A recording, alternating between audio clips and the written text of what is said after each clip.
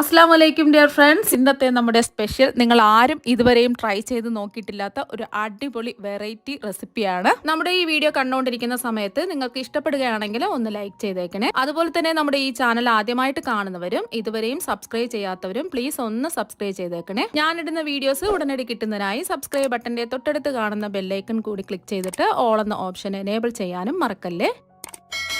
ആദ്യം തന്നെ ഇതിനായിട്ട് ഒരു ബൗളിലേക്ക് 250 ml കപ്പിന് 2 കപ്പ് അരിപ്പൊടിയാണ് ഇട്ട് കൊടുക്കുന്നത്. അരിപ്പൊടി എന്ന് പറയുമ്പോൾ ഒട്ടും തരിയൊന്നുമില്ലാത്ത വറുത്ത പച്ചരിപ്പൊടി വേണം എടുക്കാനായിട്ട്. ഇടിയപ്പം പത്തിരിക്കൊക്കെ എടുക്കുന്ന ഒട്ടും തരിയൊന്നുമില്ലാത്ത പച്ചരിപ്പൊടി എടുക്കാം.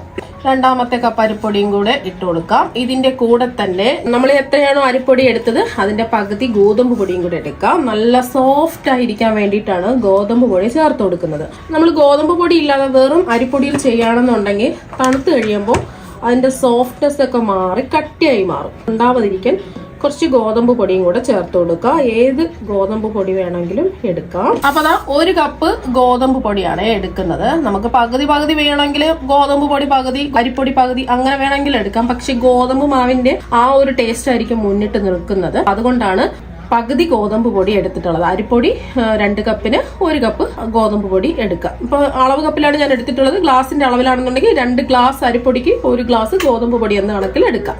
ഇനി ഇതിലേക്ക് കുറച്ച് ഉപ്പ് ചേർത്ത് കൊടുക്കാം. ഞാനിപ്പോ ഇതിലേക്ക് ഒരു 1/2 ടീസ്പൂൺ ഉപ്പാണ് ചേർത്ത് കൊടുക്കുന്നത്. ഒരുപാട് ഉപ്പൊന്നും വേണ്ട. എന്നിട്ട് ഒന്ന് മിക്സ് ചെയ്തെടുക്കാം. പിന്നെ ഇതിലേക്ക് നമ്മൾ ഇത് മാവ് കുഴച്ചെടുക്കുന്ന വെള്ളം നല്ല ചൂടുവെള്ളമായിരിക്കണം. വെട്ടിത്തിളയ്ക്കുന്ന വെള്ളമല്ല. ജസ്റ്റ് ഒന്ന് നല്ല ചൂടാവണം. കൈകൊണ്ട് നമ്മൾ തൊട്ട് നോക്കാൻ പരുവത്തിന് നല്ല ചൂടുള്ള വെള്ളമായിരിക്കണം ഇതിലേക്ക് ഒഴിച്ചു കൊടുക്കാൻ. പച്ചവെള്ളത്തിൽ കുഴക്കരുത്, എന്നാൽ പിന്നെ വീണ്ടും നമ്മൾ നല്ല കട്ടിയാവും ഈ പലഹാരം. അപ്പോൾ അത് ഒന്ന് മിക്സ് ചെയ്തെടുത്തു. ഇനി ആവശ്യത്തിനുള്ള വെള്ളം ഒഴിച്ചു കൊടുക്കാം. ഇനി ഇതിലേക്ക് നല്ല ചൂടുള്ള വെള്ളം ഒഴിച്ചു കൊടുക്കാം. നല്ല തിളച്ച വെള്ളം ആവരുത്, നല്ല ചൂടുള്ള വെള്ളം മാത്രം മതി. ഞാനിപ്പോൾ ആദ്യം ഒരു 2 കപ്പ് വെള്ളം ഒഴിച്ചു കൊടുക്കുകയാണ്. നമ്മൾ എടുക്കുന്ന അരിപ്പൊടിക്കും ഗോതമ്പ് പൊടിക്കും അനുസരിച്ചിട്ട് വെള്ളത്തിന്റെ അളവിനും വ്യത്യാസം ഉണ്ടാവും. നമ്മൾ ഈ മാവ് കുഴച്ചെടുക്കുന്നത് കുറച്ച് ലൂസായിട്ടാണ്. ഒരുപാട് അങ്ങ് കട്ടിയായിട്ട് ഉരുട്ടിയെടുക്കുകയല്ല ചെയ്യുന്നത്. ചെറിയൊരു ലൂസ് പരുവത്തിനാണ് ഈ ബാറ്റർ റെഡിയാക്കി എടുക്കുന്നത്. ചപ്പാത്തി മാവിനേക്കാളും കുറച്ചും കൂടെ ഒന്ന് ലൂസായിട്ട് കുറച്ചും കൂടെ വെള്ളം വേണം. 1 കപ്പ് വെള്ളം എടുത്തിട്ടുണ്ട്. 1/2 കപ്പ് ഒഴിച്ചു കൊടുക്കാം.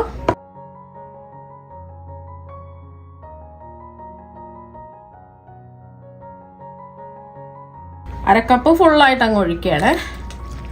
എന്നിട്ട് ഒന്ന് മിക്സ് ചെയ്ത് നോക്കുക.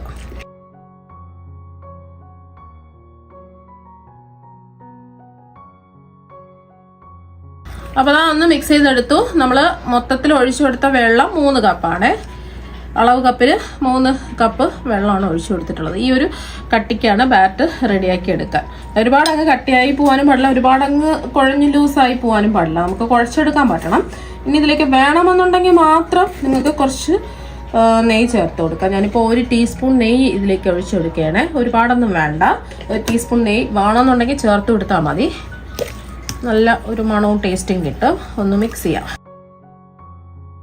കൈ വെച്ചോ സ്പൂൺ വെച്ചോ മിക്സ് ചെയ്തെടുക്കുക. നല്ലതുപോലെ മിക്സായി കിട്ടിയിട്ടുണ്ട്. ഇതിവിടെ ഇരിക്കട്ടെ. ബൗളിലേക്ക് 2 കപ്പ് ചെറുതായിട്ട് അരിഞ്ഞെടുത്ത ചക്കപ്പഴം ഇട്ട് കൊടുക്കാം. വരിക്ക ചക്കപ്പഴം. അതിന്റെ ആ ചകിണിയും അതിന്റെ കുരുവൊക്കെ മാറ്റിയിട്ട് ചെറിയ കഷ്ണങ്ങളായിട്ട് കട്ട് ചെയ്തെടുത്തതാണ്. ഞാൻ ഇങ്ങനെയാണ് ചെയ്യാറ്, അരച്ചൊന്നുമല്ല. ഇങ്ങനെ ചെറിയ കഷ്ണങ്ങളാക്കിയിട്ട് അത് ഫില്ലിംഗ് ആക്കിയിട്ടാണ് ചെയ്യാറ്. അതാകുമ്പോൾ കുറച്ചും കൂടെ ടേസ്റ്റ് കൂടുതലായിരിക്കും. എൻ്റെ ഹസ്ബൻഡൊക്കെ ഇങ്ങനെ ചെയ്യുന്നതാണ് ഒരുപാട് ഇഷ്ടം. 2 കപ്പ് വരിക്ക ചക്കപ്പഴം അരിഞ്ഞെടുത്തതാണ്. ഇതുപോലെ ചെറിയ ചെറിയ കഷ്ണങ്ങളായിട്ട് അരിഞ്ഞിട്ടെടുക്കാം. അപ്പൊ നമ്മൾ എത്രയാണോ ചക്കപ്പഴം അരിഞ്ഞെടുത്തിട്ടുള്ളത് അത്രയും അളവിൽ തന്നെ ചിരകിയ തേങ്ങയും ഇട്ട് കൊടുക്കാം. ഞാൻ 2 കപ്പ് ചക്കപ്പഴത്തിന് 2 കപ്പ് ചിരകിയ തേങ്ങയാണ് എടുക്കുന്നത്. ഇത് അളവ് കപ്പാണ്. ഞാൻ നേരത്തെ പറഞ്ഞല്ലോ, അളവ് കപ്പില്ലാന്നുണ്ടെങ്കിൽ ഗ്ലാസിന്റെ അളവിൽ അളന്നെടുക്കുക എല്ലാം. തേങ്ങ ഇല്ലാന്നുണ്ടെങ്കിൽ 1 കപ്പെങ്കിലും ചേർത്ത് കൊടുക്കുക. കുറച്ചും കൂടെ തേങ്ങയും കൂടി ചേർത്ത് കൊടുക്കുമ്പോഴേ നല്ലൊരു ടേസ്റ്റ് ഉണ്ടാവുള്ളൂ. സാധാരണ നമ്മൾ അട തയ്യാറാക്കാൻ വേണ്ടിയിട്ട് ചക്ക അരച്ചെടുത്തിട്ട് നെയ്യിൽ വരട്ടിയെടുത്തൊക്കെ ഉണ്ടാക്കുന്നത്. ഇത് അങ്ങനെയൊന്നുമല്ല. എളുപ്പത്തിൽ നമുക്ക് പണി കഴിയുകയും ചെയ്യും. നല്ല അടിപൊളി ടേസ്റ്റുമാണ്. നമുക്ക് ശർക്കര പാനിയൊന്നും ഉണ്ടാക്കേണ്ട ആവശ്യമില്ല. ചക്ക വിളയിച്ചെടുക്കേണ്ട ആവശ്യമില്ല. അപ്പൊ അത് 2 കപ്പ് ചിരകിയ തേങ്ങയും ഇട്ട് കൊടുത്തു. ഇനി ഇതിലേക്ക് നമ്മൾ ശർക്കര പൊടിച്ചതാണ് ചേർത്ത് കൊടുക്കുന്നത്. പൊടിച്ച ഓർഗാനിക് ശർക്കരയൊക്കെ വാങ്ങാൻ കിട്ടും. ഞാനിപ്പോൾ ഓർഗാനിക് പൊടിച്ച ശർക്കരയാണ് എടുത്തിട്ടുള്ളത്. 3/4 കപ്പാണ് എടുത്തിട്ടുള്ളത്. ഞാനെടുത്ത വരിക്കച്ചക്കപ്പഴത്തിന് നല്ല മധുരമുണ്ട്, അപ്പോൾ അതുകൊണ്ടാണ് 3/4 കപ്പ് എടുത്തിട്ടുള്ളത്. നിങ്ങൾക്ക് നല്ല മധുരമൊക്കെ വേണമെന്നുണ്ടെങ്കിൽ 1 കപ്പ് ശർക്കര പൊടിച്ചത് ചേർത്ത് കൊടുക്കാം. പിന്നെ ഒരുപാട് ഏലക്കാപ്പൊടിയൊന്നും ഞാൻ ഫ്ലേവറിന് വേണ്ടി ചേർക്കുന്നില്ല. ഒരു 1/4 ടീസ്പൂൺ ഏലക്കപ്പൊടി മതിയാവും. ഹസ്ബൻഡിന് അത്ര ഏലക്കപ്പൊടി അത്ര ഇഷ്ടമല്ല ഇതിൽ ചേർക്കുന്നത്. ചേർത്താൽ നല്ലൊരു മണമൊക്കെ കിട്ടും, പക്ഷേ ഇതിലങ്ങനെ ഏലക്കപ്പൊടി ചേർക്കാറില്ല. എന്നാൽ കൂടി ഞാൻ കുറച്ച് ഏലക്കപ്പൊടി ചേർത്തുന്നേ ഉള്ളൂ. 1/4 ടീസ്പൂൺ ചേർത്താൽ മതി. ഇത് വെറുതെ കുരു മാത്രം പൊടിച്ചെടുത്തതാണ് ഏലക്കയുടെ. പഞ്ചസാരയും കൂട്ടി ചേർത്ത് പൊടിച്ച ഏലക്കപ്പൊടിയാണെന്നുണ്ടെങ്കിൽ 1/2 ടീസ്പൂൺ ചേർത്ത് കൊടുക്കുക. ഏലക്കപ്പൊടി വേണ്ടാന്നുണ്ടെങ്കിൽ ഏലക്കപ്പൊടി ഒഴിവാക്കാം. ഇത്രയേ ഉള്ളൂ സംഭവം. എല്ലാം ഒന്ന് മിക്സ് ചെയ്യാം. അപ്പം ഇനി എല്ലാം ഒന്ന് മിക്സ് ചെയ്തെടുക്കാം.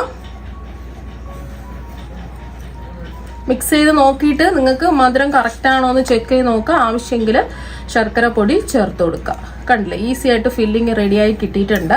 ഇതിൽ നമ്മൾ ചക്കയും തേങ്ങയൊക്കെ ചേർത്ത് ശർക്കര പാനിയിലിട്ട് വിളയിച്ചെടുക്കേണ്ട ആവശ്യമൊന്നുമില്ല. ജസ്റ്റ് എല്ലാം കൂടി ഒന്ന് മിക്സ് ചെയ്താൽ തന്നെ നമ്മുടെ ഫില്ലിങ് ഇതാ ഇവിടെ റെഡി ആയിട്ടുണ്ട്. ഇങ്ങനെയാണ് ഞങ്ങളുടെ ഇവിടെ അട ഉണ്ടാക്കുന്നത്. അപ്പോൾ അതെല്ലാം ഒന്ന് മിക്സ് ചെയ്തെടുത്തു. വേണമെന്നുണ്ടെങ്കിൽ നിങ്ങൾക്ക് 1/2 ടീസ്പൂൺ മുതൽ 1 ടീസ്പൂൺ വരെ നെയ്യ് ചേർത്ത് കൊടുക്കാം. ഞാനിപ്പോൾ നെയ്യൊന്നും ചേർക്കുന്നില്ല.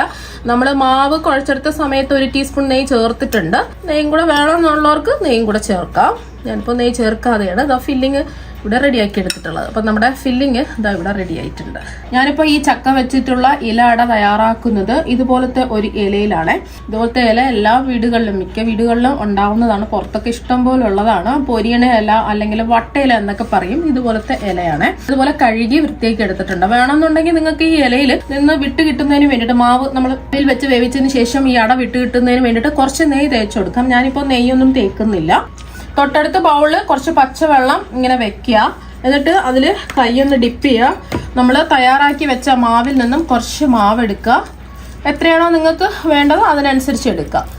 എന്നിട്ട് ഇലയിൽ വെച്ച് നമുക്ക് പരത്തിയെടുക്കാം. ഇനി നമ്മൾ ഉരുട്ടിയെടുത്ത മാവ് ഈ ഇലയിൽ വെച്ച് ഒന്ന് പരത്താം. പരത്തുന്നതിന് മുമ്പായിട്ട് കൈ ഒന്ന് വീണ്ടും നനച്ചിട്ട് ഒന്ന് പരത്തുക. ഒട്ടിപ്പിടിക്കുകയാണെന്നുണ്ടെങ്കിൽ കൈ നനച്ചു കൊടുക്കുക. കണ്ടില്ല, നല്ല സ്മൂത്തായിട്ട് ഇതാ പരത്തി എടുക്കാൻ പറ്റുന്നുണ്ട്. തൊടുമ്പോൾ തന്നെ അങ്ങ് പരന്ന് വന്നോളും. കാരണം കുറച്ച് പരത്തിയെടുക്കാം. ഇടയ്ക്കൊന്ന് കൈ നനച്ചിട്ട് ഇതുപോലെ ഒന്ന് പരത്തി കൊടുക്കാം. അപ്പോൾ ഒട്ടിപ്പിടിക്കാതെ നമുക്ക് പരത്തിയെടുക്കാൻ പറ്റും. പരത്തിയെടുത്തു. ഇനി നമ്മുടെ ഫില്ലിങ് വെച്ച് കൊടുക്കാം. വശങ്ങളൊക്കെ നല്ലതുപോലെ കനം കുറച്ച് പരത്തിയെടുക്കണേ, അല്ലെങ്കിൽ അത് കട്ടിയായിട്ടിരിക്കും. ഇനി നടുഭാഗത്ത് ഫില്ലിങ് വെച്ച് കൊടുക്കാം. ഞാനിപ്പോൾ ഒരു 1.5 ടേബിൾ സ്പൂണൊക്കെ വെച്ച് കൊടുക്കുന്നുള്ളൂ. 1.5 ടേബിൾ സ്പൂൺ മുതൽ 2 ടേബിൾ സ്പൂൺ വരെ വെക്കാം. ഒരുപാട് അങ്ങ് ഓവറായിട്ട് വെക്കരുത്. എന്നാൽ പിന്നെ ഇത് നമ്മൾ ആവിയിൽ വേവിച്ചെടുക്കുന്ന സമയത്ത് പൊട്ടി ശർക്കര പാനിയൊക്കെ പുറത്ത് പോകും. ഇത് നമുക്ക് മടക്കി കൊടുക്കാം.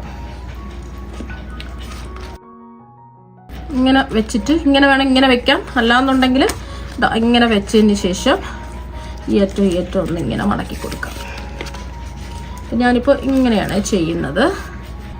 ഈ ഒരു രീതിക്ക് എല്ലാം ചെയ്തിട്ടെടുക്കാം. അപ്പോൾ അതെല്ലാം റെഡിയാക്കി എടുത്തിട്ടുണ്ട്. ഇനി ഇത് ആവിയേറ്റ് വേവിച്ചിട്ടെടുക്കാം. ആവിയേറ്റ് എടുക്കുന്നതിന് ഇഡ്ഡലി ചെമ്മിന്റെ ഒരു 1/4 ഭാഗത്തോളം വെള്ളം തിളപ്പിക്കാൻ വെച്ചു. ഇഡ്ഡലി തട്ട് വെച്ചു കൊടുത്തു. അല്ലെങ്കിൽ സ്റ്റീമർ ഉണ്ടെങ്കിൽ സ്റ്റീമറിൽ ചെയ്യാം. ഓരോന്നായിട്ട് നമുക്കിങ്ങനെ വെച്ചു കൊടുക്കാം.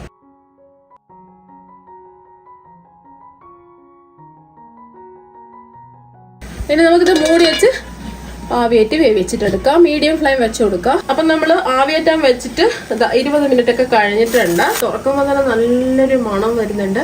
ഇനി ഫ്ലെയിം ഓഫ് ആക്കാം. ഇത് ചൂട് മാറിയിട്ട് പുറത്തെടുത്ത് ചൂട് മാറാൻ വേണ്ടിയിട്ട് നമുക്ക് മാറ്റി വെക്കാം. നല്ല പഴുത്ത വരിക്കച്ചക്ക വെച്ചിട്ടുള്ള ചക്ക വത്സൻ അല്ലെങ്കിൽ ചക്ക ഇലയപ്പം ഇവിടെ റെഡി ആയിട്ടുണ്ട്. പ്രത്യേക രീതിയിലല്ലേ റെഡിയാക്കി എടുത്തിട്ടുള്ളത്. നല്ല ടേസ്റ്റ് ആണ്. നല്ല പഞ്ഞ് പോലെ സോഫ്റ്റും ആണ്. ഇനി ഇതിൽ നിന്നും ഒരെണ്ണം എടുത്ത് കാണിച്ചു തരാം. ഇനി ഇതൊന്ന് ഓപ്പൺ ചെയ്ത് കാണിച്ചു തരാം. കണ്ടില്ലേ, ഒട്ടിപ്പിടിക്കാതെ അടിപൊളിയായിട്ട് ഇതാ കിട്ടിയിട്ടുണ്ട്. നല്ല സോഫ്റ്റ് ആയിട്ട് ജെല്ല് പോലെയാണ് ഇരിക്കുന്നത്. പാലിട്ടാൽ തന്നെ അലിഞ്ഞിറങ്ങും. അത്രയ്ക്ക് നല്ല അടിപൊളി ടേസ്റ്റ് ആണ് കഴിക്കാൻ വേണ്ടിയിട്ട്. അപ്പൊ ഇതൊന്ന് മുറിച്ചും കൂടി കാണിച്ചു തരാം. കണ്ടില്ലേ, നല്ല സോഫ്റ്റ് ആയിട്ട് ഇരിപ്പുണ്ട്. അപ്പൊ നിങ്ങൾ എന്തായാലും ഈ ചക്ക വെച്ചിട്ടുള്ള വത്സൻ അല്ലെങ്കിൽ ചക്ക വെച്ചിട്ടുള്ള ഇലയപ്പം ഒരു പ്രാവശ്യം ഒന്ന് ട്രൈ ചെയ്ത് നോക്കുക. തീർച്ചയായും നിങ്ങൾക്ക് എല്ലാവർക്കും ഒരുപാട് ഇഷ്ടമാകും. അപ്പൊ നമുക്ക് മറ്റൊരു വെറൈറ്റി വീഡിയോ ആയിട്ട് വീണ്ടും കാണാം. താങ്ക്